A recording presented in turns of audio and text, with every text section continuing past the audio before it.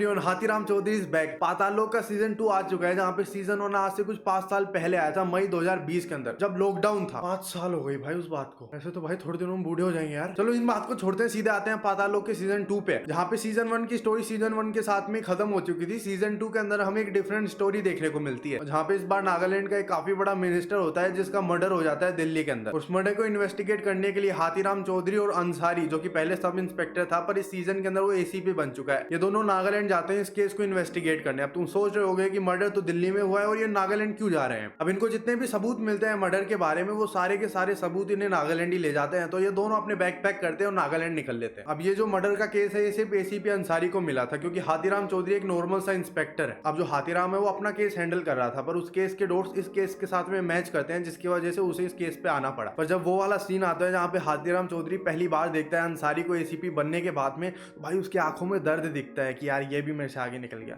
अब इस भड़वे को भी सर बोलना पड़े। अब सोचो कि कोई बंदा अपन से नीचे काम करता हो, अचानक से अपन से बड़ा बन जाए, और अपन कल तक उसे तू करके बोल रहे थे और आज हमें उसे सर बुलाना पड़े, तो जल्दी तो सबकी है। पर अंसारी बाकियों की तरह नहीं, एक बढ़िया बंदा है, तो हाथीराम उस चीज को एक्सेप्ट कर लेता है। पर जब ये लोग नागालैंड जाते हैं, तो नागालैंड ज्यादा खतरनाक जगह है दिल्ली से। दिल्ली में हाथीराम चौधरी किसी से नहीं लड़ता, अगर उसके बेटे को कोई हाथ लगा दे तो कितना बुरा मारा था पिछले वाले सीजन में। पर नागालैंड में चीजें अलग है। एक सीन आता है नागालैंड में, जहाँ पे एक बंदा हाथीराम चौधरी को एक चाटा मार देता है, और भाई हाथीराम चौधरी शौक में ये 250 ग्राम के बंदे ने मुझे चाटा मारा। आप देखो वो वहां पे कुछ कर भी नहीं सकता, क्योंकि सामने वाले बंदे के पास में बंदूक है और वो दिल्ली में ही नागालैंड में है। अब ऐसे काफी सारे सीन्स हैं जहाँ पे अपन को हाथीराम पिटते हुए देखने को मिलता है। उन सभी को देख के काफी हंसी आती है, पर ऐसा नहीं कि उसे पिट रहा, वो पीटता भी है, और भाई वो देख के काफी मजा आता है, क्योंकि सीरीज में जो एक्शन है वो ओवर द टॉप या स्टाइलाइज नहीं है, वो काफी ज्यादा ग्राउंडेड है। इसलिए जब जब हाथीराम लड़ता है ना, तो अपन को ऐसा लगता है कि नॉर्मल इंसान असली लाइफ में कैसे लड़ते हैं, बिल्कुल वैसे ही लड़ रहे हैं। और वो जितने भी एक्शन सीक्वेंस है ना, वो काफी अच्छे से कोरियोग्राफ किए हैं। अब एक ऐसा ही सीन आता है जहाँ पे हाथीराम है ना एक प्रोफेशनल किलर से लड़ता है। अब वो जो किलर है वो तो फुल मार्शल आर्ट्स वगैरह यूज करके लड़ता है, और अपना हाथीराम फुल देसी तरीके से ले लपड़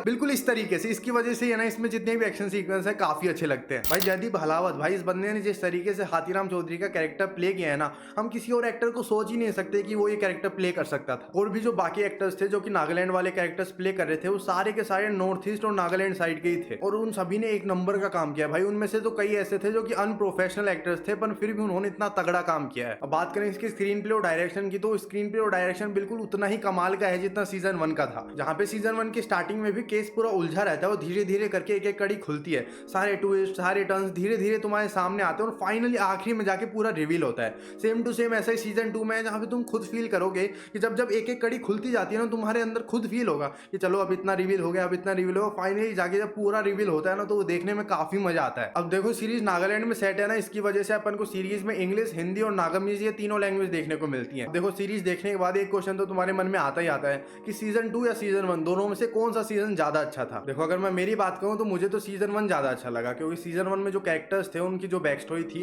वो काफी ज्यादा डार्क और इंटेंस थी। ऐसे कैरेक्टर्स अपन को सीजन 2 में देखने को नहीं मिले। पर हाँ, सीजन 2 की स्टोरी मुझे सीजन 1 से थोड़ी ज्यादा अच्छी लगी। पर पहला प्यार तो पहला प्यार होता है, तो सीजन 1 ज्यादा अच्छा था सीजन 2 से। पर इसका ये मतलब नहीं कि सीजन 2 बुरा है।